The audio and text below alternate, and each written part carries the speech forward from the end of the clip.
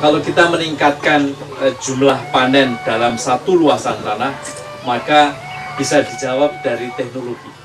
Jadi teknologi bagaimana kita menemukan bibit atau benih.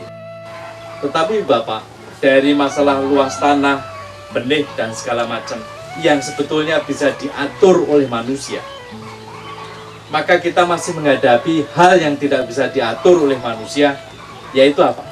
Iklim dan cuaca.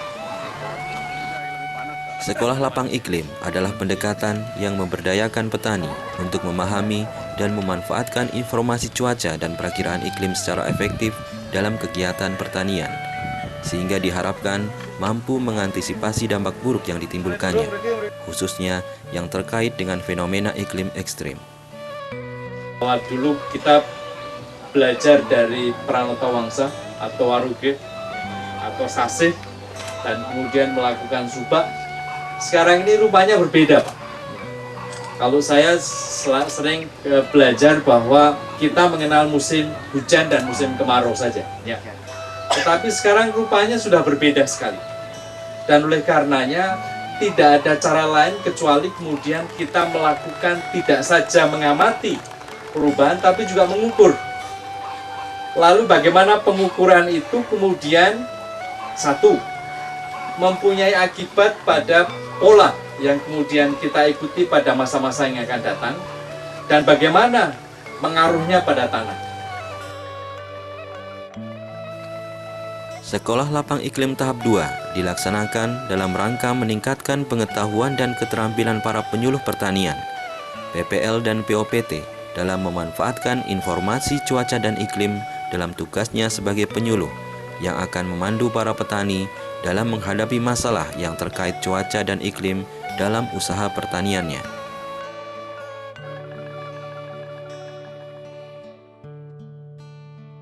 Mereka belajar mencoba mengukur curah hujan di dalam satu satuan luas dan kemudian mengartikannya bagaimana dampaknya pada tanah, dampaknya pada hara, dan terutama adalah bagaimana akibatnya pada proses penanaman di wilayah kita.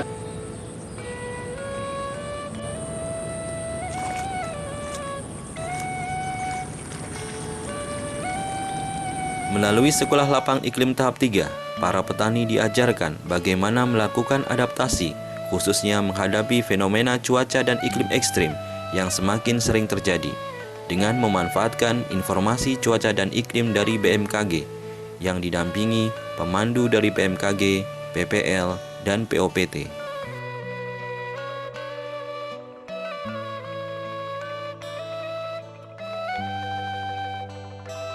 Kegiatan Sekolah Lapang Iklim ini sudah dilakukan oleh BMKG di 25 provinsi.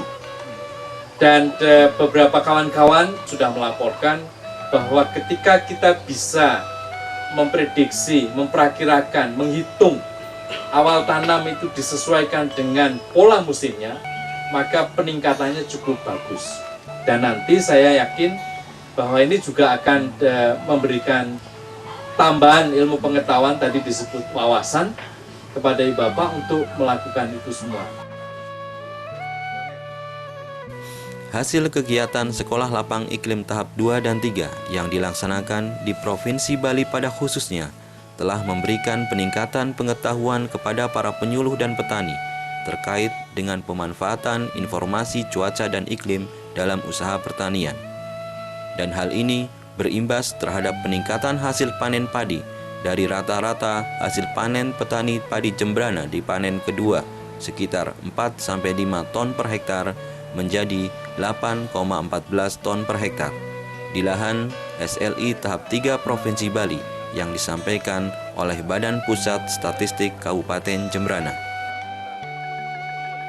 Ingin mengatakan kalau misalnya apa yang kami sampaikan salah, kurang, maka sampaikan itu pada kami, Pak, untuk memperbaiki. Tetapi kalau itu memberikan manfaat pada orang lain, tolong itu disampaikan pada kawan-kawannya, Pak.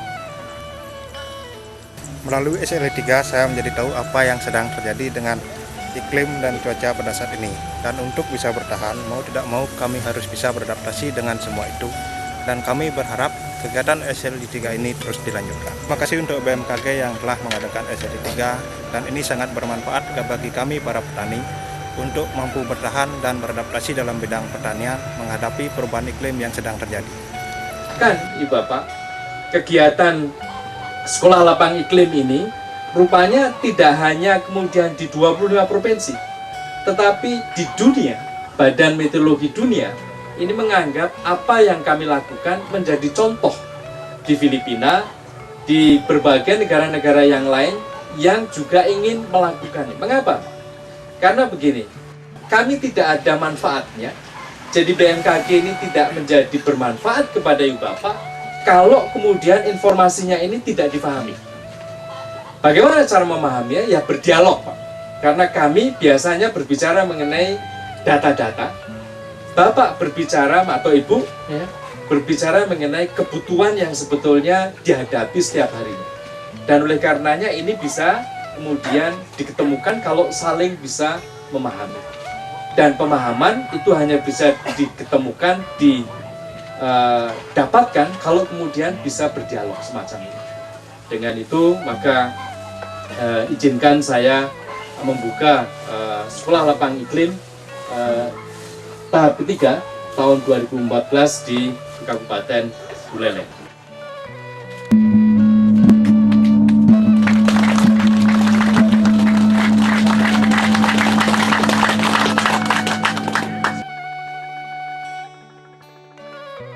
Sudah? Ya. Sekolah lapang iklim luar biasa.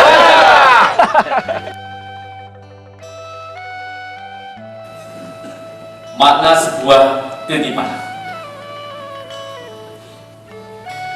Seringkali aku berkata ketika orang memuji milikmu bahwa sesungguhnya ini hanya titipan, bahwa mobilku hanya titipan, bahwa rumahku hanya titipan, bahwa hartaku hanya titipan. Tetapi mengapa aku tidak pernah bertanya mengapa dia menitipkan padaku? Untuk apa dia menitipkan ini padaku? Dan kalau bukan milikku, apa yang harus kulakukan untuk miliknya ini? Adakah aku memiliki hak atas sesuatu yang bukan milikku? Mengapa hatiku justru terasa berat ketika titipan itu diminta kembali olehnya? Ketika diminta kembali, kusebut itu sebagai musibah, kusebut itu sebagai ujian, kusebut itu sebagai petaka, kusebut dengan panggilan apa saja yang melukiskan bahwa itu adalah derita. Ketika aku berdoa, ku minta titipan yang cocok dengan hawa nafsu. Aku ingin lebih banyak harta, lebih banyak mobil, lebih banyak rumah, lebih banyak popularitas, dan ku tolak sakit, ku tolak kemiskinan. Seolah semua derita adalah hukuman bagiku. Seolah keadilan dan kasihnya harus berjalan seperti matematika. Aku rajin beribadah, maka selayaknya lah derita menjauh dariku, dan nikmat dunia kerap menghampiriku. Kuperlakukan dia seolah mitra dagang dan bukan kekasih. Ku minta dia membalas perlakuan baikku dan menolak keputusannya yang tak sesuai keinginanku. Gusti, padahal setiap hari ucapkan, hidup dan matiku hanyalah untuk beribadah. Ketika langit dan bumi bersatu, bencana dan keberuntungan sama saja.